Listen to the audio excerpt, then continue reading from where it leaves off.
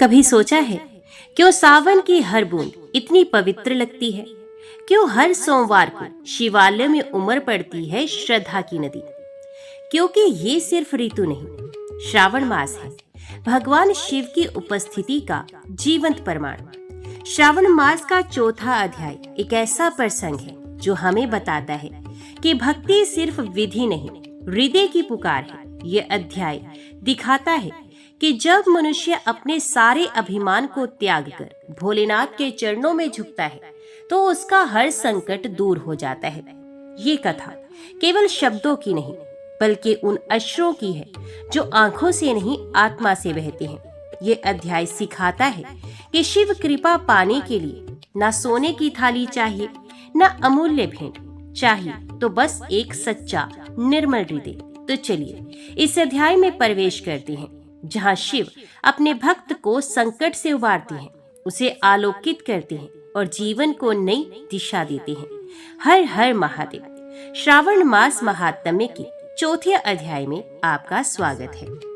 भगवान शिव सनंत कुमार से बोले, हे सनंत कुमार, करोड़ पार्थिव लिंगों के महात्म्य तथा पुण्य का वर्णन नहीं किया जा सकता। जब मात्र एक लिंग का महात्म्य नहीं कहा जा सकता तो फिर करोड़ लिंगों के विषय में कहना ही क्या। मनुष्य को चाहिए कि करोड़ लिंग निर्माण असमर्थता में 1,00,000 लिंग बनाए या 1000 लिंग या 100 लिंग ही बनाए। यहाँ तक कि एक लिंग बनाने से भी मेरी सन्निधि मिल जाती है। षडाक्षर मंत्र से 16 उपचारों के द्वारा भक्ति पूर्ण मन से भगवान शिव की पूजा करनी चाहिए। ग्रह यज्ञ के साथ उद्यापन करना चाहिए, उसके बाद होम करना चाहिए और ब्राह्मणों को भोजन कराना चाहिए। हे सनंत कुमार, इस अनुष्ठान को करने वाले की अकाल मृत्यु नहीं होगी। ये व्रत बांझपन को दूर करने वाला, सभी विपत्तियों का नाश करने वाला तथा सभी संपत्तियों की वृद्धि करने वाला है। मृत्यु के पश्चात वह मनुष्य कल्प पर्यंत मेरे समीप कैलाश वास करता है। जो मनुष्य श्रावण मास में पंच अमृत से शिवजी का अभिषेक करता है, वे सदा पंच अमृत का पान करने वाला, गोधन से संपन्न, अत्यंत मधुर भाषण करने वाला तथा त्रिपुर के शत्रु भगवान शिव को प्रिय होता है। जो इस मास में अन्नदान व्रत करने वाला तथा हविष्य अन्न ग्रहण करने वाला होता है, वे व्रीहि आदि सभी प्रकार के धान्य का अक्षय निधि स्वरूप हो जाता है। पत्तल पर भोजन करने वाला श्रेष्ठ मनुष्य स्वर्ण पात्र में भोजन करने वाला तथा शाक को त्याग करने से शाककर्ता हो जाता है। श्रावण मास में केवल भूमि पर सोने वाला कैलाश में निवास प्राप्त करता है। इस मास में एक भी दिन प्रातः स्नान करने से मनुष्य को 1 वर्ष स्नान करने के फल का भागी कहा गया है। इस मास में जितेंद्रिय होने से इंद्रिय बल प्राप्त होता है। इस मास में स्फटिक, पाषाण, मृत्तिका, मरकतमणि, पीठी, धातु, चंदन, नवनीत आदि से निर्मित अथवा अन्य किसी भी शिवलिंग में, साथ ही किसी स्वयं आविर्भूत ना हुए लिंग में श्रेष्ठ पूजा करने वाला मनुष्य सैकड़ों ब्रह्म हत्या को भस्म कर डालता है। किसी तीर्थ क्षेत्र में सूर्य ग्रहण या चंद्र ग्रहण के अवसर पर 1,00,000 जप से जो सिद्धि होती है, वे इस मास में एक बार के जप से ही हो जाती है। अन्य समय में जो 1000 नमस्कार और प्रदक्षिणाएं की जाती हैं, उनका जो फल होता है वे इस मास में एक बार करने से ही प्राप्त हो जाता है। मुझको प्रिय इस श्रावण मास में वेद पारायण करने पर सभी वेद मंत्रों की पूर्ण रूप से सिद्धि हो जाती है। श्रद्धा युक्त होकर इस मास में 1000 बार पुरुष सूक्त का पाठ करना चाहिए अथवा कलयुग में उसका 4 गुना पाठ करना चाहिए अथवा वर्ण संख्या का 100 गुना पाठ करना चाहिए अथवा वह करने में असमर्थ हो तो आलस्यहीन होकर मात्र 100 पाठ करने चाहिए। ऐसा करने वाला मनुष्य ब्रह्म हत्या आदि पापों से मुक्त हो जाता है, इसमें कोई संदेह नहीं। गुरु पत्नी के साथ संसर्ग जन्य पाप के लिए यही महान प्रायश्चित है। इसके समान पुण्य पर पवित्र तथा पाप नाशक कुछ भी नहीं। पुरुष सूक्त के जप के बिना इस मास में एक भी दिन व्यतीत नहीं करना चाहिए। जो मनुष्य इस फल को अर्थवाद कहता है वे नरकगामी होता है। इस महीने में समिधा, चारु, तिल और घृत से ग्रह यज्ञ होम करना चाहिए। शिव के रूपों का भली भांति ध्यान आदि करके धूप, गंध, पुष्प, नैवेद्य आदि से पूजन करना चाहिए और अपने सामर्थ्य के अनुसार कोटि होम, लक्ष होम अथवा 10 सहस्त्र होम करना चाहिए। तिलों के द्वारा भी ये ग्रह यज्ञ नामक होम किया जाता है। हिस्सनंद कुमार, इसके बाद अब मैं वारों के व्रतों का वर्णन करूंगा, आप सुनिए। हे अनग, उनमें सर्वप्रथम है आपको रविवार का व्रत बताऊंगा। इस संबंध में लोग एक प्राचीन इतिहास को कहते हैं। प्रतिष्ठानपुर में सुकर्मा नामक एक द्विज था। वे द्विज, कृपण तथा भिक्षावृत्ति में लगा रहता था। एक बार वे धान्य मांगने के लिए घूमते घूमते नगर में गया। उसने किसी एक गृहस्थ के घर में मिलकर रविवार का उत्तम व्रत करती हुई स्त्रियों को देखा। तब उसे देखकर वे स्त्रियां परस्पर कहने लगी, इस पूजा विधि को शीघ्रता पूर्वक छिपा लो। इस पर वह विप्र उन स्त्रियों से बोला, हे श्रेष्ठ स्त्रियों, आप लोग इस व्रत को क्यों छिपा रही हैं? समान चित्त वाले सज्जनों के लिए परमार्थी स्वार्थ है। मैं दरिद्र तथा दुखी हूँ। इस श्रेष्ठ व्रत को सुनकर मैं भी इसे करूँगा, अतः आप लोग इस व्रत का विधान व फल अवश्य बताएं। स्त्रियां बोली, हे द्विज, इस व्रत के करने में आप उन्माद तथा परमाद करेंगे अथवा भूल जाएंगे अथवा इसके प्रति अभक्ति या अनास्था रखने लगेंगे, अतः आपको ये व्रत कैसे बताऊं? उनकी ये बात सुनकर उनमें जो एक प्रोढ़ा स्त्री थी, वे उस ब्राह्मण से व्रत तथा व्रत की विधि बताने लगी। हे ब्राह्मण, श्रावण मास के शुक्ल पक्ष के प्रथम रविवार को मौन होकर उठ करके शीतल जल से स्नान करें। उसके बाद अपना नित्य क्रम संपन्न करके पान के एक शुभ दल पर रक्त चंदन से सूर्य के समान पूर्ण गोलाकार 12 परिधियों वाला सुंदर मंडल बनाए। उस मंडल में रक्त चंदन से संज्ञा सहित सूर्य का पूजन करें। उसके बाद घुटनों के बल भूमि पर झुककर 12 मंडलों पर अलग अलग रक्त चंदन तथा जपा कुसुम से मिश्रित अर्घ श्रद्धा भक्ति पूर्वक सूर्य को विधिवत प्रदान करें और लाल अक्षत, जपा कुसुम तथा अन्य उपचारों से पूजन करें। उसके बाद मिश्री से युक्त नारिकेल के बीज का नैवेद्य अर्पित करके आदित्य मंत्रों से सूर्य की स्तुति करें और श्रेष्ठ 12 मंत्रों से 12 नमस्कार तथा प्रदक्षिणाएं करें। इसके बाद 6 तंतुओं से बनाए गए सूत्र में ग्रह ग्रंथियां बनाकर देवेश सूर्य को अर्पण करके उसे अपने गले में बांधे और पुनः 12 फलों से युक्त वायन ब्राह्मण को प्रदान करें। इस व्रत की विधि को किसी के सामने नहीं सुनाना चाहिए। हे विप्र, इस विधि से व्रत किए जाने पर धनहीन व्यक्ति धन प्राप्त करता है, पुत्रहीन पुत्र प्राप्त करता है, कोढ़ी कोढ़ से मुक्त हो जाता है, बंधन में पड़ा व्यक्ति बंधन से छूट जाता है, रोगी व्यक्ति रोग से मुक्त हो जाता है। हे विपेंद्र, अधिक कहने से क्या प्रयोजन? साधक जिस जिस अभिष्ट की कामना करता है वे इस व्रत के प्रभाव से उसे मिल जाता है। इस प्रकार श्रावण के 4 रविवारों और कभी कभी 5 रविवारों में इस व्रत को करना चाहिए। इसके बाद व्रत की संपूर्णता के लिए उद्यापन करना चाहिए। हे विपेंद्र, आप भी इसी प्रकार करें, इससे आपकी सभी कामनाओं की सिद्धि हो जाएगी। उसके बाद उन पतिव्रताओं को नमस्कार करके वे ब्राह्मण अपने घर आ गया। उसने जैसा सुना था उसी विधि से उस संपूर्ण व्रत को किया और अपनी दोनों पुत्रियों को भी वे विधि सुनाई। उस व्रत के सुनाने मात्र से शिवजी के दर्शन से तथा उनके पूजन के प्रभाव से वे कन्याएं दिव्यांगनाओं के सदृश हो गई। उसी समय से उस ब्राह्मण के घर में लक्ष्मी ने प्रवेश किया और वे अनेक उपायों तथा निमित्तों से धनवान हो गया। किसी दिन उस नगर के राजा ने ब्राह्मण के घर से होकर राजमार्ग से जाते समय खिड़की में खड़ी उन दोनों सुंदर तथा अनुपमेय कन्याओं को देख लिया। तीनों लोकों में कमल, चंद्रमा आदि जो भी सुंदर वस्तुएं हैं, उन्हें वे दोनों कन्याएं अपने शरीर के अवयवों से तिरस्कृत कर रही हैं। उन्हें देखकर राजा मोहित हो गए और क्षण भर के लिए वहीं खड़े हो गए। ब्राह्मण को शीघ्र बुलाकर उन्होंने दोनों कन्याओं को मांग लिया। तब उस ब्राह्मण ने भी हर्षित होकर दोनों कन्याएं राजा को प्रदान कर दी। उस राजा को पति रूप में प्राप्त करके वे कन्याएं भी प्रसन्न हो गई।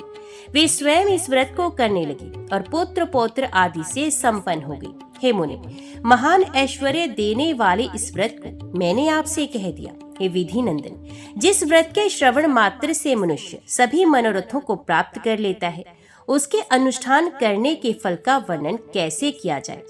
ओम नमः शिवाय। हर हर महादेव। आगे जो कथा आपको सुनाई जा रही है वे वही कथा है जो पिछले अध्याय में अधूरी रह गई थी। तो अभी हम उस कथा को आगे बढ़ाते हैं। ओम नमः शिवाय। हर हर महादेव। लोमस जी कहते हैं, इंद्र का महान उत्सव देखकर पुत्र शोक से पीड़ित विश्वकर्मा के मन में बड़ा क्रोध हुआ। वे बहुत खिन्न होकर अत्यंत उग्र तपस्या करने के लिए गए। उस तपस्या से संतुष्ट होकर लोक पितामह ब्रह्मा जी ने प्रजापति त्वष्टा से कहा, सुव्रत, तुम कोई वर मांगो। तब त्वष्टा ने अत्यंत हर्ष में भरकर वर मांगा, भगवान, हमें ऐसा पुत्र दीजिए जो देवताओं के लिए भयंकर हो तथा संपूर्ण देवताओं और इंद्र को भी शीघ्र ही मार डालने की इच्छा रखता हो। तथास्तु कहकर परमेष्ठी ब्रह्मा ने वरदान दे दिया। उस वरदान से तत्काल ही वहां एक बड़ा अद्भुत दैत्य प्रकट हुआ जो वृत्त नाम से प्रसिद्ध था। वह असुर प्रतिदिन 100 धनुष 400 हाथ बढ़ता था। पूर्व काल में अमृत मंथन के समय देवताओं ने जिन दैत्यों को मार डाला था और शुक्राचार्य ने पुनः जिन्हें जीवित कर दिया था, उनमें से राजा बलि को छोड़कर शेष सभी दैत्य पाताल से निकलकर वृत्तासुर के पास चले आए। पाताल से आए हुए असुरों के साथ वृत्तासुर ने अकेले ही अपने विशाल शरीर द्वारा संपूर्ण भूमंडल को ढक लिया। उस समय उससे पीड़ित हुए तपस्वी ऋषि तुरंत ब्रह्मा जी के पास गए और उन्होंने अपनी सारी कष्ट कथा कह सुनाई। तब ब्रह्मा जी ने गंधर्वों, मृदगणों तथा इंद्रादि देवताओं से विश्वकर्मा क्या करना चाहते हैं ये बताया और कहा, विश्वकर्मा ने बड़ी भारी तपस्या करके तुम सब लोगों का वध करने के लिए अत्यंत तेजस्वी वृत्तासुर को उत्पन्न किया है। वह सब दैत्यों का महान अधीश्वर बना हुआ है। अब तुम लोग ऐसा प्रयत्न करो जिससे वे तुम्हारे द्वारा मारा जा सके। ब्रह्मा जी का ये वचन सुनकर इंद्र आदि देवताओं ने कहा, भगवान, जब हमारे ये इंद्र ब्रह्महत्या से मुक्त होकर स्वर्ग के सिंहासन पर बिठाए गए, उस समय हम लोगों के द्वारा एक ना करने योग्य कार्य हो गया है। अब उस भूल के दुष्परिणाम से पार पाना हमारे लिए कठिन है। भूल ये हुई है कि हम अज्ञानियों ने अपने अनेक प्रकार के अस्त्र शस्त्र महर्षि दधीचि के आश्रम में रख दिए थे। उन शस्त्रों के बिना इस समय हम क्या कर सकते हैं। तदंतर ब्रह्मा जी की आज्ञा से सब देवता दधीचि के आश्रम पर गए और उनसे बोले, देव, हमने पूर्व काल में जो अस्त्र शस्त्र यहाँ रख दिए थे वे सब हमें दे दिए जाएं। ये सुनकर दधीचि ने हंसते हुए कहा, बड़भागी देवताओं, आपके उन अस्त्रों को बहुत काल से यहाँ व्यर्थ रखा हुआ जानकर मैंने सबको पी लिया। उनकी ये बात सुनकर देवता बहुत चिंतित हुए और पुनः ब्रह्मा जी के पास लौटकर मुनि की सब बातें कह सुनाई। तब ब्रह्मा जी ने सबके अभिष्ट कार्य की सिद्धि के लिए देवताओं से कहा, तुम लोग दधीचि से उनकी हड्डियां ही मांगो, मांगने पर वे दे देंगे, इसमें तनिक भी संशय नहीं है। ब्रह्मा जी की बात सुनकर इंद्र बोले, वृत्तासुर नामक जो दैत्यराज है उसे विश्वकर्मा ने उत्पन्न किया है, अतः वे ब्राह्मण ही है। यद्यपि वे निरंतर अत्यंत क्रूरतापूर्ण कर्म करने वाला है, तथापि ब्राह्मण होने के कारण मैं उसका वध कैसे कर सकता हूँ। इंद्र की बात सुनकर ब्रह्मा जी ने अर्थशास्त्र को प्रधानता देने वाली युक्ति से उन्हें समझाया और इस प्रकार कहा, देवराज, यदि कोई आतताई मारने की इच्छा से आ रहा हो तो वह तपस्वी ब्राह्मण ही क्यों ना हो, उसे अवश्य मार डालने की इच्छा करे। ऐसा करने से वे ब्रह्म हत्यारा नहीं हो सकता। ब्रह्मा जी का ये वचन सुनकर इंद्र ने कहा, भगवान, दधीचि के वध से निश्चय ही मेरा पतन हो जाएगा। उस ब्राह्मण की हत्या से सभी तरह के महान पाप अपने को लगेंगे। अतः हमें ब्राह्मणों का अनादर नहीं करना चाहिए। परम धर्म अदृष्ट रूप है, विज्ञ पुरुष को उचित है कि वह श्रेष्ठ विधि के अनुसार मनोयोग पूर्वक उस धर्म का पालन करे। इंद्र के निस्पृह वचन सुनकर ब्रह्मा जी बोले, देवेंद्र, तुम अपनी बुद्धि के अनुसार बर्ताव करो और शीघ्र ही दधीचि के पास जाओ। कार्य की गुरुता को दृष्टि में रखकर दधीचि की हड्डियां मांगो। बहुत अच्छा कहकर इंद्र ने ब्रह्मा जी की आज्ञा स्वीकार की और गुरु बृहस्पति तथा संपूर्ण देवताओं के साथ दधीचि के मंगल में आश्रम पर गए। वह आश्रम नाना प्रकार की जीव जंतुओं से संयुक्त होने पर भी पारस्परिक वैर भाव से रहता था। वहां बिल्ली और चूहे एक दूसरे को देखकर प्रसन्न होते थे। एक ही स्थान पर सिंह, हथनियां, हाथी के बच्चे और हाथी परस्पर मिलकर नाना प्रकार की क्रीड़ाएं करते थे। नेवलों के साथ मिले हुए सर्प एक दूसरे से आनंद का अनुभव करते थे। ऐसी ऐसी अनेक आश्चर्य भरी बातें उस आश्रम पर दिखाई देती थी। दधीचि मुनि अपने उत्तम तेज से सूर्य अथवा दूसरे अग्निदेव की भांति प्रकाशित हो रहे थे। उनके साथ उनकी धर्म पत्नी सुवर्चा भी थी। जैसे सावित्री के साथ ब्रह्मा जी शोभा पाते हैं, उसी प्रकार वे मुनि श्रेष्ठ दधीचि भी अपनी धर्म पत्नी के साथ सुशोभित थे। संपूर्ण देवताओं ने मुनि का दर्शन करके उन्हें प्रणाम किया और इस प्रकार कहा, मुनि, हमें पहले से ही विदित है कि आप तीनों लोकों में सबसे बड़े दाता हैं। देवताओं की ये बात सुनकर मुनि श्रेष्ठ दधीचि बोले, श्रेष्ठ देवगण, आप लोग जिस काम के लिए आए हैं उसे बताएं। आपकी मांगी हुई वस्तु मैं अवश्य दूंगा, इसमें संदेह नहीं है। मेरी बात कभी मिथ्या नहीं होती। तब अपना स्वार्थ सिद्ध करने की इच्छा वाले सब देवता एक साथ बोले, ब्राह्मण, हम लोग भयभीत होकर आपके दर्शन की अभिलाषा से यहाँ आए हैं। उनकी ये बातें सुनकर दधीचि ने कहा, बताइए आप लोगों के लिए क्या देना है। यो कहकर महर्षि ने अपनी पत्नी को आश्रम के भीतर भेज दिया। तदंतर देवता बोले, विप्रवर, आप अपने शरीर की हड्डियां हमें अर्पित करें जिनसे दैत्यों का संहार हो। महर्षि ने कहा, मैंने हड्डियां आपको दे दी। तब देवता बोले, भगवान, आपके जीते जी इन हड्डियों को हम कैसे प्राप्त कर सकते हैं। ब्रह्मऋषि ने हंसकर उत्तर दिया, बस क्षण भर खड़े रहिए, मैं अभी अपना शरीर त्याग देता हूँ। ऐसा कहकर दधीचि ने समाधि लगा ली। उस परम समाधि के द्वारा अपना शरीर त्याग कर वे तत्काल उस ब्रह्म धाम में चले गए, जहाँ से फिर इस संसार में लौटना नहीं पड़ता। इस प्रकार भगवान शंकर के प्रिय भक्त मुनिवर दधीचि परोपकार के लिए शरीर त्याग कर ब्रह्म पद को प्राप्त हुए। महर्षि दधीचि को ब्रह्मलीन हुआ देख इंद्र ने सुरभि को बुलाकर कहा, तुम दधीचि के शरीर को चाटो। बहुत अच्छा कहकर सुरभि ने तत्काल दधीचि के शरीर को चाटना आरंभ किया। उसने सब ओर से चाटकर उस शरीर को मांस रहित कर दिया। तब देवताओं ने वे हड्डियां ले ली और उनके शस्त्र बनाए। उनकी पीठ की हड्डी से वज्र बना और शिर से ब्रह्मशिर नामक अस्त्र तैयार किया गया। ऋषि के शरीर की जो और भी बहुत सी हड्डियां थी, उन्हें भी उस समय देवताओं ने ग्रहण कर लिया। इस प्रकार अस्त्र शस्त्रों का निर्माण करके महान बल पराक्रम से संपन्न हुए देवता वृत्तासुर को मारने के लिए उदित हो बड़ी उतावली के साथ स्वर्गलोक में चले गए। तत्पश्चात महर्षि दधीचि की पत्नी सुवर्चा देवी, जिन्हें देवताओं की कार्य सिद्धि के लिए महर्षि ने आश्रम के भीतर भेज दिया था, वहां पुनः लौट कर आई और वहां जो कुछ हुआ था ये सब उन्होंने अपनी आंखों से देखा। यह सब देवताओं की ही करतूत है। ऐसा जानकर उस सती साध्वी सुवर्चा के मन में बड़ा क्रोध हुआ। उन्होंने अत्यंत रुष्ट होकर शाप देते हुए कहा, देवता आज से संतानहीन रहे। तपस्विनी सुवर्चा ने इस प्रकार देवताओं को शाप दे दिया और स्वयं एक पीपल वृक्ष के मूल भाग में बैठकर रोदन करने लगी। इसी समय उनके उदर से महात्मा दधीचि के पुत्र महातेजस्वी पिप्पलाद प्रकट हुए। माता सुवर्चा प्यासी आंखों से पुत्र पिप्पलाद की ओर देखती हुई हंसकर बोली, महाभाग, तुम दीर्घ काल तक इस वृक्ष के ही समीप रहना। तुम मेरे आशीर्वाद से शीघ्र ही ऋषियों में श्रेष्ठ स्थान प्राप्त करोगे। अपने पुत्र के प्रति ऐसा कहकर साध्वी सुवर्चा श्रेष्ठ समाधि लगाकर पति के समीप चली गई। इस प्रकार उन्होंने पति के साथ सत्यलोक प्राप्त किया।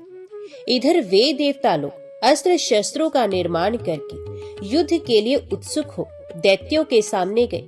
इंद्र आदि देवता महान बल और पराक्रम से युक्त थे। वे गुरु बृहस्पति को आगे करके भूमि पर आकर मध्य देश में ठहरे। उन सबके पास बड़े उत्तम शस्त्र थे। इंद्र आदि देवताओं को आया हुआ सुनकर महातेजस्वी वृत्तासुर दैत्य वृंद के साथ उनके समीप गया। महेंद्र ने उस सम्रांगण में महादैत्य वृत्तासुर को देखा। देवताओं और दानवों का एक दूसरे की ओर दृष्टिपात बड़ा अद्भुत था। उनमें वैर भाव बहुत बड़ा हुआ था। वे एक दूसरे को मार डालने की इच्छा से अत्यंत क्रोध में भरकर अद्भुत स्वर में गर्जना करने लगे। देवताओं और दानवों की उस युद्ध में बजाए जाने वाले भयानक बाजे बड़ी गंभीर ध्वनि में सुनाई देती थी। उस युद्ध में समस्त चराचर जगत महान भय के कारण अचेत हो गया। उस समय नमुची नामक दैत्य इंद्र के साथ युद्ध करने लगा। देवराज इंद्र ने बड़े वेग से उस दैत्य पर वज्र का प्रहार किया, परंतु वज्र के आघात से भी नमुची का एक रोम भी ना टूट सका। तब इंद्र ने नमुची पर गदा मारी, किंतु वे गदा भी चूर चूर हो गई। ये देख इंद्र ने एक बहुत बड़े शूल से उस दैत्य पर प्रहार किया। नमुची के अंग का स्पर्श होते ही उस शूल के सैकड़ों टुकड़े हो गए। इसी प्रकार नमुची ने भी हंसते हुए अनेक प्रकार के शस्त्रों से देवताओं को मारा, परंतु इंद्र पर प्रहार नहीं किया। उस समय इंद्र मौन होकर बड़ी भारी चिंता में डूब गए। इसी बीच में उस महाभयानक संग्राम के भीतर इंद्र को संबोधित करके आकाशवाणी हुई। महेंद्र, यही दैत्य देवताओं के लिए बड़ा भयंकर और घोरतर है। इसके लिए जल से निकला हुआ फेन ही दुर्लंघ्य शस्त्र है, अतः उसी के द्वारा इस महान असुर का शीघ्र संहार करो। दूसरे किसी शस्त्र के आघात करने पर यही असुर कभी मारा नहीं जा सकता। इस मंगल में दैवी वाणी को सुनकर अनंत पराक्रम वाले इंद्र समुद्र के तट पर गए और फेन प्राप्त करने के लिए प्रयास करने लगे। इंद्र को समुद्र तट पर आया हुआ देख नमुची क्रोध से मूर्छित हो उठा और शूल से आघात करके उन्हें कटु वचन सुनाने लगा। तब इंद्र ने भी क्रोध में भरकर अद्भुत फेन ग्रहण किया और उस फेन का प्रहार करके महादैत्य नमुची को मार गिराया। इस प्रकार नमुची के मारे जाने पर सब देवता और ऋषि साधुवाद देते हुए इंद्र के प्रति सम्मान प्रकट करने लगे। इसी समय महातेजस्वी वृत्तासुर इंद्र के समीप आया। वृत्तासुर को देखकर सब देवता और मनुष्य महान भय से युक्त हो पृथ्वी पर गिर पड़े। तब प्रतापी इंद्र हाथ में वज्र लिए ऐरावत हाथी पर आरूढ़ हुए। सब देवता प्रतापी लोकपालों के साथ युद्ध के लिए एकत्रित हो गए, परंतु वृत्तासुर को देखते ही सब लोकपाल अपने स्वामी इंद्र सहित भयभीत हो गए। अतः वे भगवान शिव की शरण में गए। महेंद्र विजय के इच्छुक थे, अतः उन्होंने गुरु बृहस्पति के बताए अनुसार बड़े विश्वास के साथ तत्काल ही विधि पूर्वक शिवलिंग का पूजन किया। फिर उदार बुद्धि वाले बृहस्पति जी इंद्र से इस प्रकार बोले, देवराज, कार्तिक मास के शुक्ल पक्ष में शनिवार के दिन यदि पूरी त्रयोदशी मिले तो ये समझना चाहिए कि मुझे सब कुछ प्राप्त हो गया। उस दिन प्रदोष काल में सब कामनाओं की सिद्धि के लिए लिंग रूपधारी भगवान सदाशिव का पूजन करना चाहिए। दोपहर के समय स्नान करके तिल और आंवले के साथ गंध, पुष्प और फल आदि के द्वारा शिव जी की पूजा करें। फिर प्रदोष काल में स्थावर लिंग का पूजन करें। गांव से बाहर जो शिवलिंग स्थित है उसके पूजन का फल ग्राम की अपेक्षा 100 गुना अधिक है। उससे भी 100 गुना अधिक महात्म्य उस शिवलिंग के पूजन का है जो वन में स्थित है। वन की अपेक्षा भी 100 गुना पुण्य पर्वत पर स्थित शिवलिंग के पूजन का है। पर्वतीय शिवलिंग की अपेक्षा तपोवन में स्थित शिवलिंग के पूजन का फल 10,000 गुना अधिक है। वे महान फलदायक है। अतः विद्वानों को इस विभाग के अनुसार शिवलिंग का पूजन करना चाहिए और तड़ाग आदि तीर्थों में विधिवत स्नान आदि करना चाहिए। मिट्टी के 5 पिंड निकाले बिना किसी बावड़ी में स्नान करना शुभ कारक नहीं है। कुएं में से अपने हाथ से जल निकालकर स्नान नहीं करना चाहिए। रस्सी आदि की सहायता से किसी पात्र में जल निकालकर ही स्नान करना चाहिए। पोखरे में मिट्टी के 10 पिंड निकालकर ही स्नान करना चाहिए। नदी में स्नान करना सबसे उत्तम है।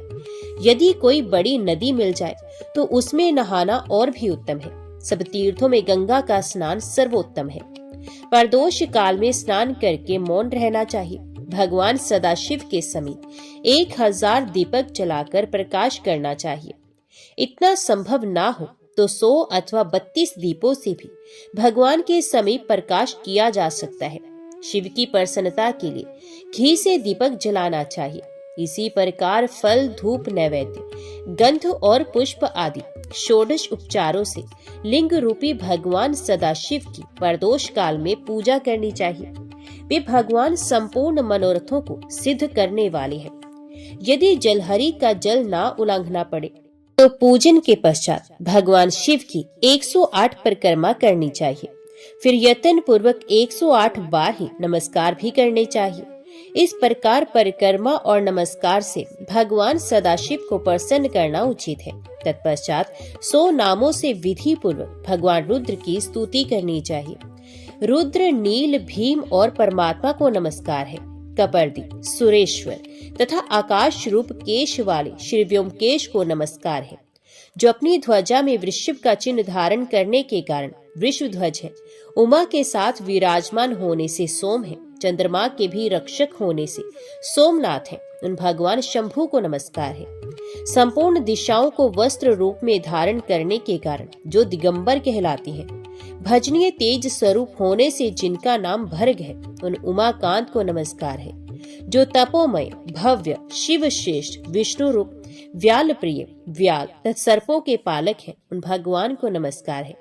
जो महीधर, व्याघ्र, पशुपति, त्रिपुरनाशक, सिंह स्वरूप, शर्दुल रूप और यज्ञ में है, उन भगवान शिव को नमस्कार है। जो मत्स्य रूप, मत्स्यों के स्वामी, सिद्ध तथा परमेष्ठी है, जिन्होंने कामदेव का नाश किया है। जो ज्ञान स्वरूप तथा बुद्धि वृत्तियों के स्वामी है, उनको नमस्कार है। जो कपोत, विशिष्ट, शिष्ट तथा सर्वात्मा है, उन्हें नमस्कार है। जो वेद स्वरूप, वेद को जीवन देने वाले तथा वेदों में छिपे हुए गूढ़ तत्व है, उनको नमस्कार है। जो दीर्घ रूप, दीर्घार्थ स्वरूप तथा विनाशी है, जिनमें ही संपूर्ण जगत की स्थिति है, तथा जो सर्वव्यापी व्योम रूप है, उन्हें नमस्कार है।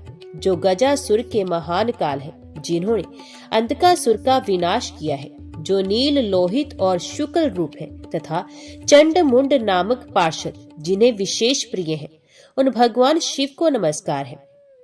जिनको भक्ति प्रिय है, जो द्युतिमान देवता है, ज्ञाता और ज्ञान है, जिनके स्वरूप में कभी कोई विकार नहीं होता, जो महेश, महादेव तथा हर नाम से प्रसिद्ध है, उनको नमस्कार है। जिनके 3 नेत्र हैं, तीनों वेद और वेदांग जिनके स्वरूप है, उन भगवान शंकर को नमस्कार है।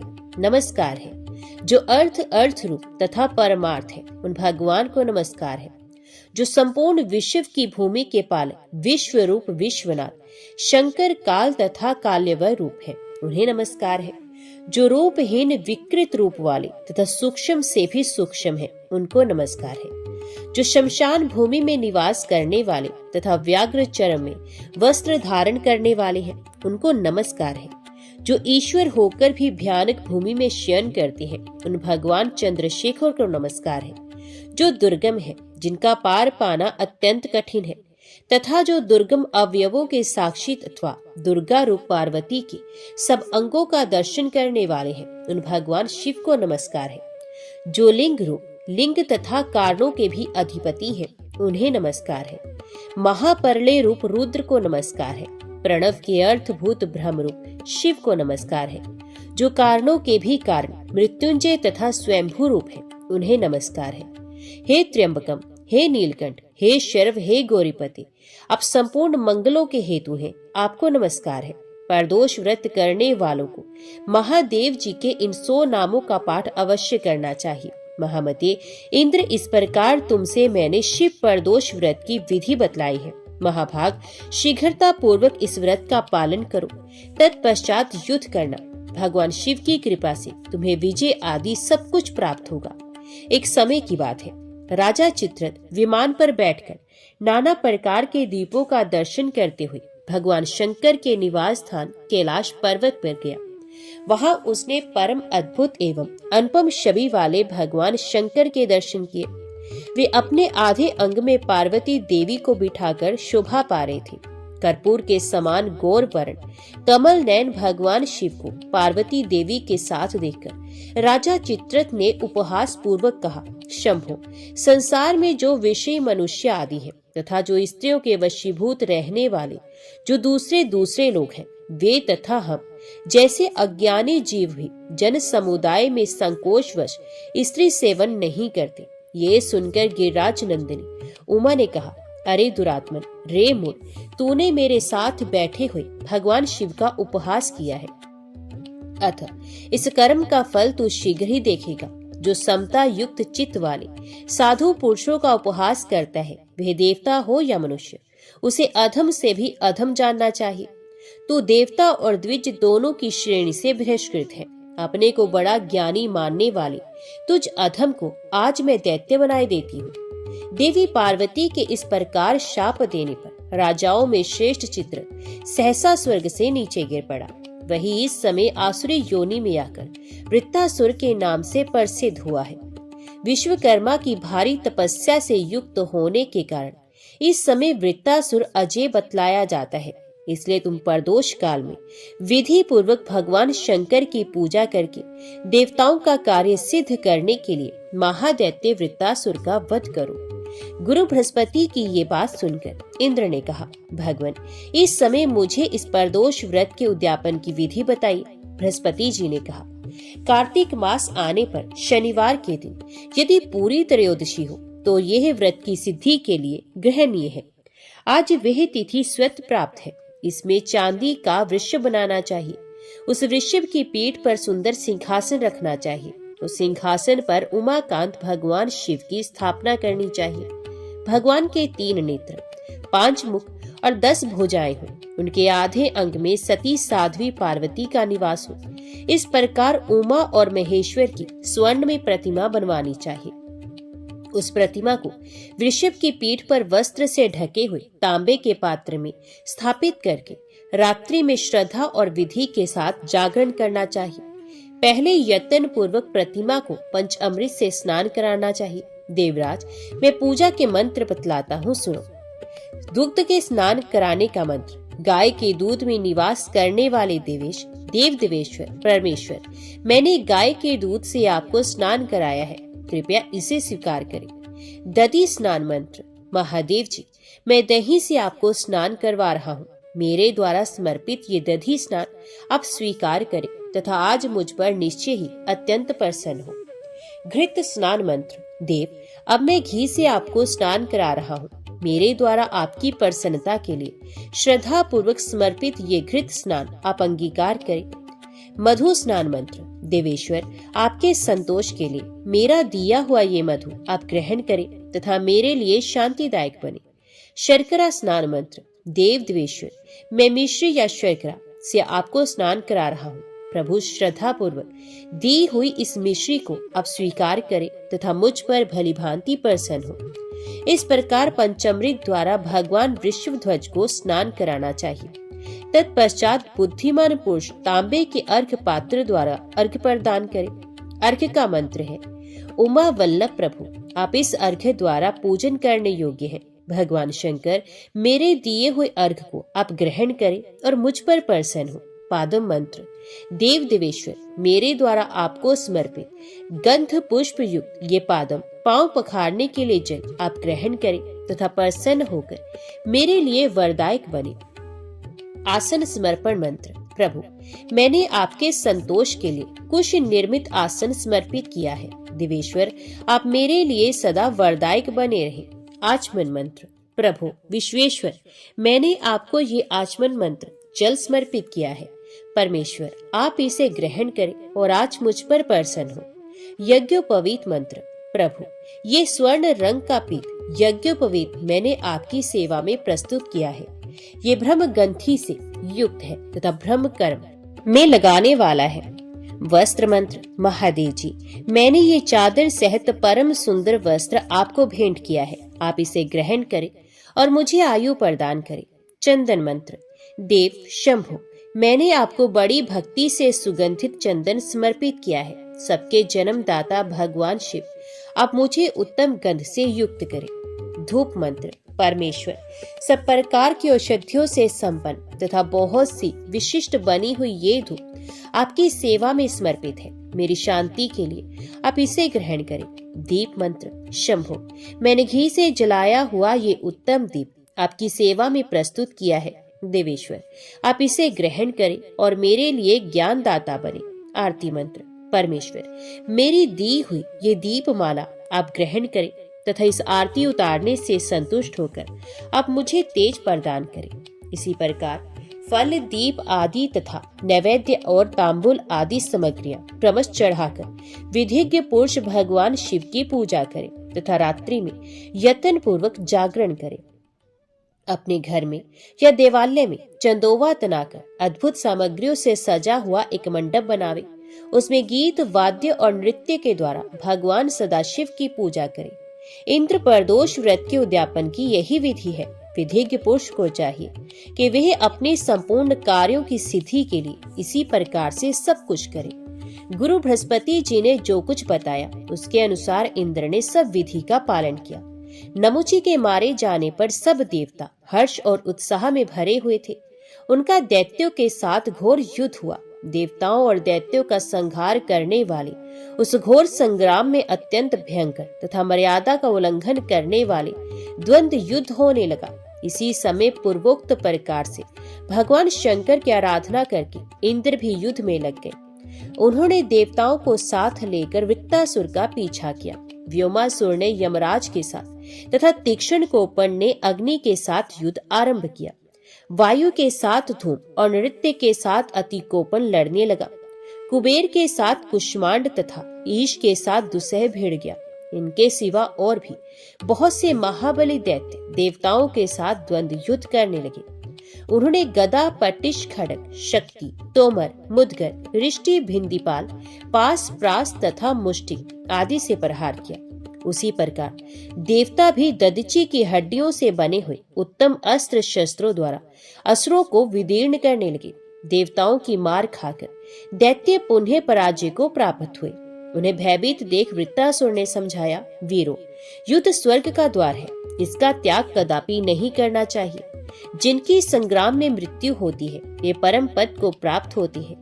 विद्वान पुरुष जहाँ कहीं भी संभव हो संग्राम में मृत्यु की अभिलाषा करते हैं। जो लोग युद्ध छोड़कर भागते हैं वे निश्चय ही नरक में पड़ते हैं।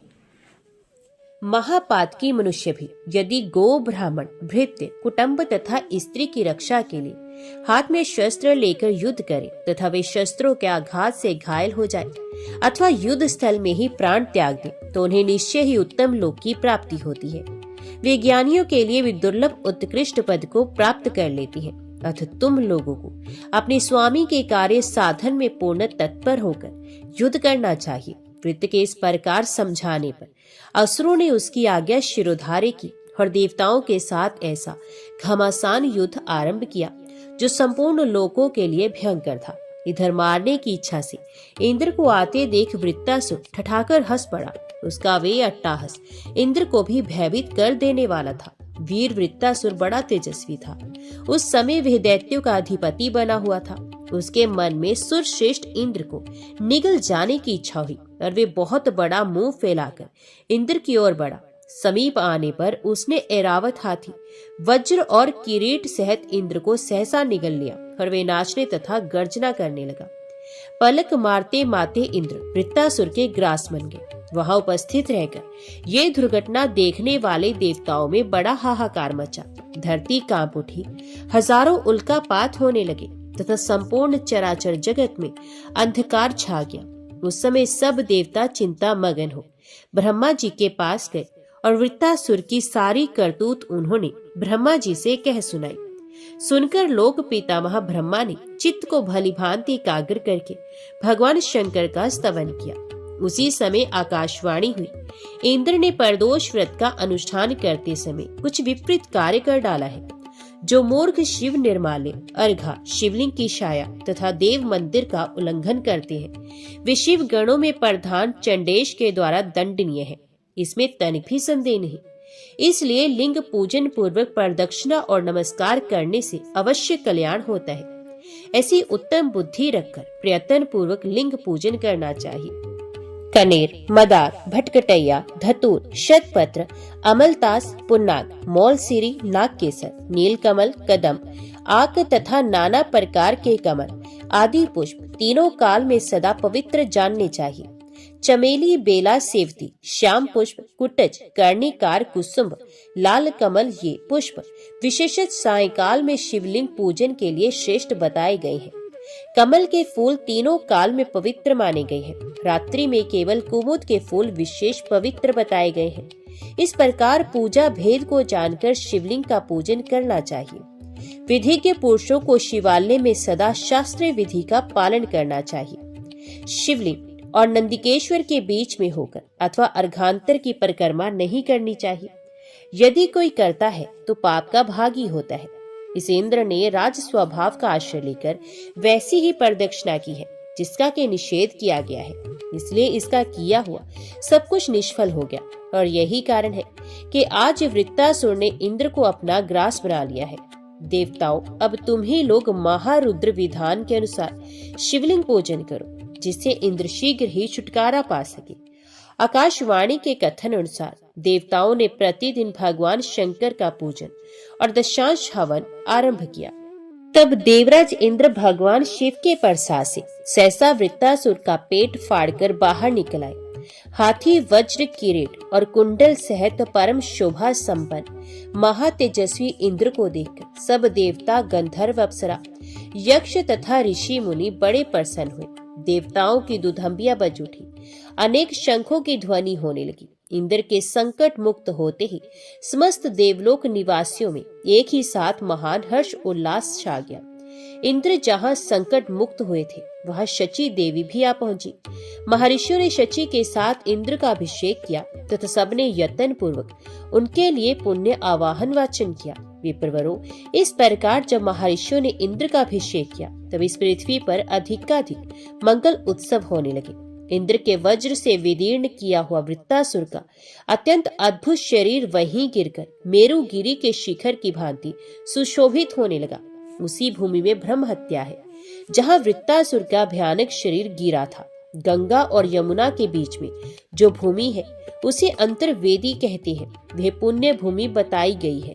वह लोक पावन भूमि सर्वत्र प्रसिद्ध है। वृत्तासुर के वध से उत्पन्न होने वाली ब्रह्म हत्या जिस देश में प्रविष्ट हुई वह पापी बताया गया है। उस मल भूमि में ही वृत्तासुर का महान मस्तक पड़ा था, जिसे इंद्र आदि देवताओं ने 6 महीनों में काटा है। इस प्रकार वृत्तासुर का वध करके इंद्र ने विजय प्राप्त की और वे शचीनाथ निर्भय होकर इंद्रासन पर विराजमान हुए। इसी बीच में दैत्यों ने पाताल निवासी राजा बलि के पास आकर इंद्र की सारी चेष्टाएं कह सुनाई। उनकी ये बात सुनकर उदार बुद्धि वाले विरोचन पुत्र बलि ने शुक्राचार्य से पूछा, भगवान, इंद्र किस प्रकार हमारे अधीन हो सकते हैं? तो शुक्राचार्य जी ने उत्तर दिया, दैत्यराज, तुम विश्वजीत नामक यज्ञ करो। यज्ञ के बिना कार्य सिद्ध नहीं होगा। ऐसा ही करूंगा। यो कहकर उनकी आज्ञा शिरोधार्य करने के पश्चात दैत्यराज बलि ने यज्ञ करने का विचार किया। बलि का हृदय बड़ा उदार था। उन्होंने यज्ञ के लिए जो जो पदार्थ आवश्यक थे उन सबका प्रयत्न पूर्वक संग्रह किया। महामना शुक्र ने वे महायज्ञ आरंभ कराया। यज्ञ की दीक्षा लेकर राजा बलि ने अग्निदेव को हविष्य से तृप्त किया। विधि पूर्वक यज्ञ कर्म द्वारा जब अग्निदेव को आहुति दी जा रही थी, उसी समय अग्नि में से बड़ा ही अद्भुत रथ प्रकट हुआ। उसमें से 4 घोड़े जुते हुए थे, अनेक ध्वजा फहरा रहे थे। वे महान कांतिमान रथ भांति भांति के शस्त्रों से संयुक्त और अनेकानेक अस्त्रों से अलंकृत था। रथ प्रकट होने के पश्चात शुक्राचार्य की आज्ञा लेकर बलि ने अवभृत स्नान किया। फिर उस रथ की पूजा करके राजा बलि उस पर आरूढ़ हुए और दैत्यों की सेना साथ लेकर इंद्र से युद्ध करने के लिए तत्काल ही स्वर्गलोक में जा पहुंचे। देवपुरी को दैत्य द्वारा घिरी हुई देख वे श्रेष्ठ देवता बहुत देर तक परस्पर विचार करके बृहस्पति जी से बोले, महाभाग अब हम क्या करें? दैत्यों के प्रधान वीर युद्ध की इच्छा से यहाँ पहुंचे हैं। उनकी बात सुनकर बृहस्पति जी ने कहा, देवताओं, ये दैत्य लोग अभी अभी यज्ञ समाप्त करके शुक्राचार्य की आज्ञा लेकर यहाँ आए हैं। ये सभी इस समय तपस्या और पराक्रम के द्वारा अजय है। गुरु का ये वचन सुनकर संपूर्ण देवता लज्जित हो गए। इंद्र की भी बुद्धि काम नहीं दे रही थी। वे गुरु की फटकार पाकर लज्जा युक्त और चिंता मगन हो गए। सब देवता भय से व्याकुल हो कश्यप जी के पवित्र आश्रम पर गए। वहां उन सबने माता अदिति से दैत्यों की सारी चेष्टाएं कह सुनाई। वे अप्रिय समाचार सुनकर पुत्र वत्सला अदिति ने कश्यप जी से कहा, महर्षि, देवताओं पर बड़ी भारी विपत्ति आई है। मेरी बात सुने और सुनकर उसके लिए कोई उपाय करे। प्रजापति, देवता अमरावती छोड़कर आपके आश्रम में आए हैं, आप उनकी रक्षा करें। अदिति की बात सुनकर कश्यप ने कहा, भामिनी, इस समय असुरों का क्षय बड़ी भारी तपस्या के द्वारा ही हो सकता है। देवताओं की कार्य सिद्धि बहुत शीघ्र नहीं हो सकती। महाभागे, मैं तुम्हारे मनोरथ की सिद्धि के लिए ये व्रत बतला रहा हूँ। शुभे, इसे प्रयत्न पूर्वक शास्त्रोक्त विधि के अनुसार करो। देवी, भाद्रपद मास में दशमी तिथि को मनुष्य संयम नियम के साथ पवित्रता पूर्वक रहकर भगवान विष्णु की प्रसन्नता के लिए एक भुक्त व्रत करे, एक ही बार भोजन करे। सुंदरी, भगवत भक्तों को चाहिए कि वे संपूर्ण मनोवांछित वरों की ईश्वर साक्षात श्री हरि की प्रार्थना करें और प्रार्थना का मंत्र इस प्रकार है, हे नाथ, मैं आपका भक्त हूँ और दशमी से लेकर 3 दिन तक व्रत करना चाहता हूँ। विष्णु, इसके लिए आप मुझे आज्ञा दीजिए। इसी मंत्र से जगदीश्वर श्री हरि की प्रार्थना करनी चाहिए। एक ही बार भोजन करें। वे एक बार का भोजन भी केले के पत्ते में ही ग्रहण करना चाहिए। उस भोजन में नमक वर्जित है। व्रती पुरुष एकादशी तिथि को यत्न पूर्वक उपवास करे और रात्रि काल में विशेष चेष्टा करके जागता रहे। फिर द्वादशी तिथि में विधि पूर्वक भली भांति उत्तम ब्राह्मणों को भोजन कराकर कुटुंबी जनों के साथ पारण करे। इस प्रकार 12 महीनों तक प्रति मास आलस्य छोड़कर इस व्रत का अनुष्ठान करें। वर्ष के अंत में पुनः भाद्रपद मास आने पर एकादशी को अपनी शक्ति के अनुसार सोने या चांदी की विष्णु प्रतिमा बनाकर उसे कलश पर स्थापित करें। उसी में यत्न पूर्वक भगवान विष्णु की पूजा करके व्रती पुरुष सब दोषों की शांति के लिए श्रवण नक्षत्र युक्त पाप नाशिनी द्वादशी तिथि को उपवास करें। महाभागे, इस प्रकार तुम इस कल्याण में व्रत का अनुष्ठान करो। पतिव्रता अदिति ने देवताओं की कार्य सिद्धि के लिए पूर्ण एकाग्रता के साथ कश्यप जी के बताए हुए उस व्रत का पालन किया। 1 वर्ष तक इस प्रकार व्रत करने से भगवान श्री हरि संतुष्ट हो गए। ब्राह्मणों, उस समय श्रवण नक्षत्र युक्त द्वादशी तिथि को भगवान का वामन रूप में प्रादुर्भाव हुआ। वे ब्रह्मचारी बालक का रूप धारण करके परम शोभायमान दिखाई देते थे। उनके 2 भुजाएं थी, कमल के समान खिले हुए सुंदर नेत्र थे। उनके श्रीअंगों की कांति अलसी के फूल की भांति श्याम थी। वे वनमाला से अलंकृत थे। अदिति देवी पूजा के मध्य में ही भगवान का इस रूप में दर्शन पाकर आश्चर्यचकित हो उठी। उस समय उन्होंने कश्यप जी के साथ भगवान का इस प्रकार स्तवन किया, जो कारण के भी परम कारण है। उन विश्व आत्मा, विश्व सृष्टा तथा अजन्मा श्री हरि को नमस्कार है, नमस्कार है। अनंत रूप श्री हरि को नमस्कार है, नमस्कार है। जिनका परम धाम अनंत है तथा जो साक्षात परमात्मा रूप है, उन भगवान को नमस्कार है। हे सच्चिदानंद में परमात्म देव, आप पर और पर तथा ज्ञानवान सबकी आत्मा है, आपको नमस्कार है। परमात्मन, कार्य कारण रूप, आपका स्वरूप सबसे श्रेष्ठ है। आपका बोध कभी कुंठित नहीं होता, आपको बारंबार नमस्कार है। इस प्रकार अदिति द्वारा स्तुति की जाने पर देवताओं के पालक भगवान विष्णु देव माता अदिति से बोले, देवी, मैं तुम्हारी उत्कृष्ट तपस्या से संतुष्ट होकर इसी शरीर से देवताओं का कार्य सिद्ध करने के लिए प्रकट हुआ हूँ। भगवान का वचन सुनकर अदिति ने कहा, भगवान, महाबली असुरों ने देवताओं को परास्त कर दिया है। जनार्दन, अब सभी देवता आपकी शरण में आए हैं। आप उन शरणागतों की रक्षा करें। संतों के आश्रय तथा वैकुंठ धाम के स्वामी एकमात्र श्री हरि ने अदिति की बात सुनकर तथा देवताओं और राजा बलि की सारी चेष्टाएं जानकर मन ही मन विचार किया कि आज मुझे कौन सा कार्य करना चाहिए जिससे देवताओं को विजय प्राप्त हो और प्रधान दैत्यों को भी हार खानी पड़े। उधर बलि आदि असुरों को ये मालूम नहीं था कि देवता नाना प्रकार के रूप धारण करके स्वर्ग से निकलकर कश्यप जी के आश्रम पर चले गए हैं। उस समय दैत्यों ने अमरावती पुरी की 4 दीवारी पर चढ़कर देवराज इंद्र को शीघ्र मार डालने की इच्छा से ज्यों ही उसके भीतर प्रवेश किया त्यों ही उन्हें विसारी नगरी सूनी दिखाई दी। तब शुक्राचार्य ने महाअभिषेक की विधि से असुरों द्वारा घिरे हुए राजा बलि को इंद्र के सिंहासन पर अभिषिक्त कर दिया। इस प्रकार स्वर्गलोक के राज्य पर प्रतिष्ठित हुए विरोचन कुमार बलि वहां की उत्तम विभूति के द्वारा महेंद्र से भी अधिक शोभायमान हुए। ऋषि, अप्सरा, गंधर्व, किन्नर, नाग तथा असुर समुदाय इंद्र की ही भांति उनकी सेवा करने लगे। संपूर्ण प्राणियों में दान की दृष्टि से राजा बलि ही सबसे बढ़कर दाता है। याचक जिन जिन कामनाओं को प्राप्त करने की इच्छा करते, दानव राज बलि संपूर्ण याचकों को वही वही वस्तु प्रदान करते थे।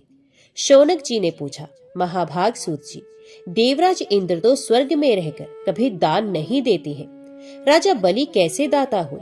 ये सब यथार्थ रूप से बतलाइए। लोमस जी बोले, ब्राह्मणों, इंद्र पहले जन्म में याज्ञिक रहे हैं। उन्होंने 100 अश्वमेध यज्ञों का अनुष्ठान करके अमरावती पुरी का राज्य प्राप्त किया है। अब वे केवल भोग लोलुप रह गए हैं। अभीष्ट फल पाने के पश्चात इंद्र में कृपणता आ गई है। आज जो इंद्र है वे कभी कीड़ा हो सकता है तथा पहले का कीट इंद्र के रूप में उत्पन्न हो जाता है। इस विषय में दान से बढ़कर दूसरा कोई ऐसा साधन नहीं है। निष्काम दान से ज्ञान प्राप्त होता है और ज्ञान से मोक्ष, इसमें संशय नहीं है। अब विरोचन पुत्र बलि ने पूर्व जन्म में जो कुछ किया था उसे सुनो। प्राचीन काल में देवताओं और ब्राह्मणों की निंदा करने वाला एक महापापी ज्वारी था। वे सदा पराई स्त्रियों में आसक्त रहता था। एक दिन उसने कपटपूर्ण जुए के द्वारा बहुत धन जीता। फिर अपने हाथों से स्वस्तिक, पान का तिकोना बीड़ा बनाकर तथा गंध और माला आदि सामग्री जुटाकर एक वैश्या को भेंट देने के लिए वे उसके घर की ओर दौड़ा। रास्ते में उसके पैर लड़खड़ा गए और उसी समय वह पृथ्वी पर गिर पड़ा। गिरने पर क्षण भर के लिए उसे मूर्छा आ गई। जब मूर्छा दूर हुई तब पूर्व जन्म के किसी पुण्य के प्रभाव से उसके मन में सद्बुद्धि उत्पन्न हुई। ज्वारी दुखी होकर खेद एवं वैराग्य को प्राप्त हुआ। मूर्ख और ज्वारी होने पर भी उसने पृथ्वी पर पड़ी हुई गंध, पुष्प आदि श्रेष्ठ सामग्री को भगवान शिव की सेवा में समर्पित कर दिया। जीवन में केवल यही एक पुण्य उसके द्वारा संपन्न हुआ था। मृत्यु के बाद जब यमराज के दूत उसे यमलोक ले गए तब उस पापी से सबको भय देने वाले यमराज ने कहा, ओ मूर्ख, तू अपने पाप के कारण बड़े बड़े नरक में यातना भोगने के योग्य है। उसने कहा, यमराज, यदि मेरा कोई पुण्य भी हो तो उसका भलीभांति विचार कर लीजिए। तब चित्रगुप्त ने कहा, तुमने देहांत होने के समय पृथ्वी पर पड़े हुए कुछ गंध और पुष्प आदि को भगवान शिव के उद्देश्य से दान किया है। परमात्मा शिव को वह सामग्री समर्पित की है। उस सत्कर्म के फल से तुम्हें 3 घड़ी के लिए इंद्र का प्रसिद्ध पद प्राप्त होगा। चित्रगुप्त की बात सुनकर ज्वारी ने कहा, मैं सबसे पहले अपना शुभ कर्म भोगूंगा। उसके ऐसा कहने पर उदार बुद्धि वाले बृहस्पति जी संपूर्ण देवताओं के साथ तत्काल वहां पहुंचे और उस ज्वारी को ऐरावत हाथी पर चढ़ाकर इंद्र भवन में ले गए। वहां पवित्र आत्मा बृहस्पति ने इंद्र को समझाया, पुरंदर, तो मेरी आज्ञा से इस ज्वारी को 3 घड़ी के लिए अपने सिंहासन पर बिठाओ। गुरु की बात मानकर इंद्र उदासीन भाव से राज्य छोड़कर अन्यत्र चले गए। तदंतर ज्वारी को देवराज के भवन में पहुंचाया गया। तब ज्वारी ने वहां दान करना आरंभ किया। महादेव जी के उस प्रिय भक्त ने ऐरावत हाथी अगस्त्य को दिया। उसकी बुद्धि बड़ी उदार थी। उसने उच्च श्रवा नामक घोड़ा विश्वामित्र को दे दिया। उसका महान यश फैला हुआ था। उसने कामधेनु गाय महर्षि वशिष्ठ को दे दी और चिंतामणि नामक रत्न गालव मुनि को समर्पित किया।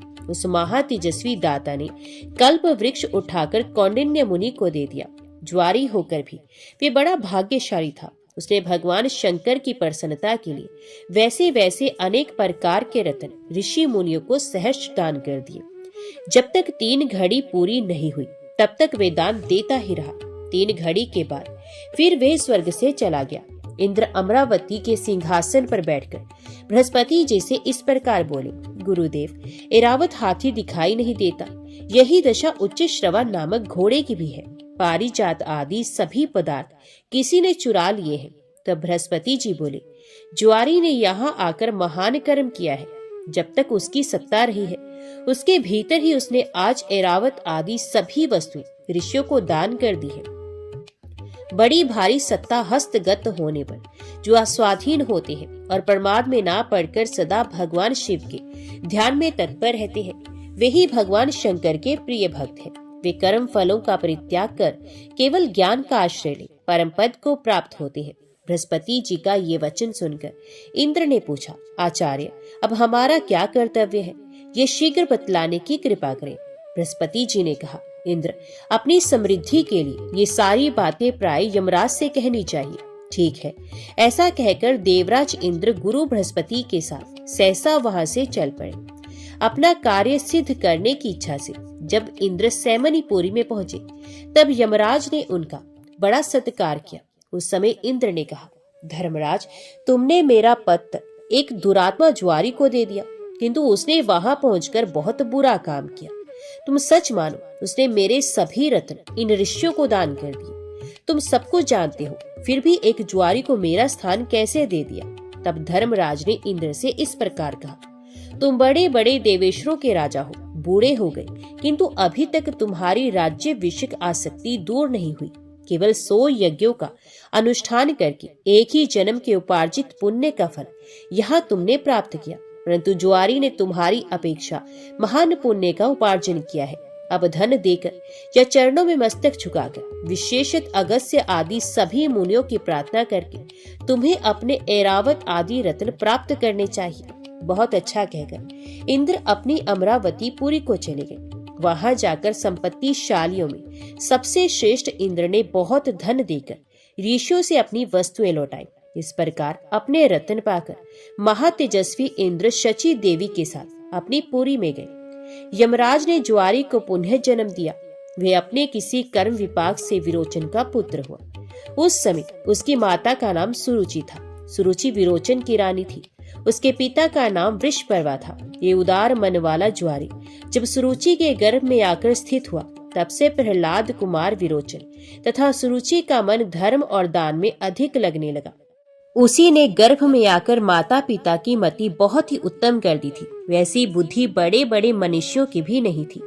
विरोचन का पुत्र जब गर्भ में था उसी समय इंद्र दैत्यराज विरोचन को मारने की इच्छा से भिक्षुक ब्राह्मण का रूप धारण करके उसके घर गए और इस प्रकार बोले, राजा, मुझे अपनी रुचि के अनुसार कुछ दान मिलना चाहिए। याचक की बात सुनकर विरोचन ने हंसते हुए कहा, विप्रवर, यदि आपकी इच्छा हो तो मैं इस समय अपना मस्तक भी दे सकता हूँ। इसके सिवा ये अपना अकंटक राज्य भी आपको समर्पित कर दूंगा। विरोचन के ऐसा कहने पर इंद्र ने सोच विचार कर कहा, महाभाग, मुझे अपना मुकुट मंडित मस्तक उतार कर दे दीजिए। ब्राह्मण रूपधारी इंद्र के ऐसा कहने पर प्रहलाद पुत्र विरोचन ने बड़ी प्रसन्नता के साथ अपने ही हाथ से अपना मस्तक काटकर शीघ्रता पूर्वक इंद्र को दे दिया। आर्त प्राणियों को अपनी शक्ति के अनुसार जो कुछ दिया जाता है वे दान महान पुण्य का हेतु होता है। उसका फल अक्षय बताया जाता है। तीनों लोकों में दान से बढ़कर दूसरी कोई वस्तु नहीं। विरोचन का वह दान दैत्य, नरेंद्र तथा नाग, इन तीनों के लोकों में प्रसिद्ध हो गया। पूर्व जन्म का वह ज्वारी ही विरोचन का महातेजस्वी पुत्र हुआ। पिता के मरने पर जब उसका जन्म हो गया तब उसकी पतिव्रता माता ने अपना शरीर त्याग दिया और वह तत्काल पति लोक को चली गई। शुक्राचार्य ने उसी पुत्र को पिता के सिंहासन पर अभिषिक्त किया। वही कुमार लोक में बलि के नाम से विख्यात हुआ। हम ये बात पहले ही बताए हैं कि राजा बलि से त्रस्त होकर संपूर्ण महाबली देवता कश्यप जी के शुभ आश्रम पर चले गए थे। देवपुरी में बलि जब इंद्र के पद पर प्रतिष्ठित हुए तब वे अपनी तपस्या से स्वयं ही सूर्य बनकर तपने लगे। स्वयं ही इंद्र अग्नि और वायु का काम करने लगे। महात्मा बलि ने धर्मराज के ना रहने पर भी धर्मलोक का संचालन किया। वे स्वयं ही ईशान होकर ईशान कोण में विराजमान हुए। वे ही नृत्य कौन और पश्चिम में नृत्य तथा वरुण हुए। राजा बलि ही उत्तर दिशा में धन अध्यक्ष कुबेर बनकर रहने लगे। इस प्रकार वे अकेले ही तीनों लोगों को पालन करते थे। पूर्व जन्म में ज्वारी के रूप में रहकर उन्होंने भगवान शंकर का पूजन किया था। उस पूर्व अभ्यास के कारण ही बलि इस जन्म में भी शिव पूजा परायण थे और बड़े बड़े दान किया करते थे।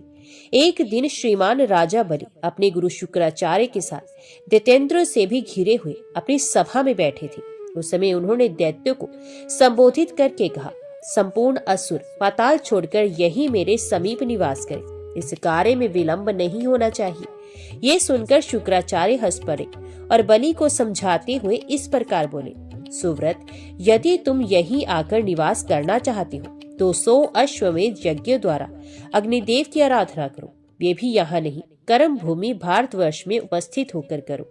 इस कार्य में तुम्हें विलंब नहीं करना चाहिए। अच्छा, ऐसा ही करूंगा। यूं कहकर मनस्वी महात्मा बलि तत्काल स्वर्गलोक को छोड़कर दैत्यों तथा शुक्राचार्य जी के साथ भूलोक में चले गए। आज की वीडियो में इतना ही। आगे की कथा अब अगले अध्याय में सुनेंगे। तब तक के लिए ओम नमः शिवाय। हर हर महादेव।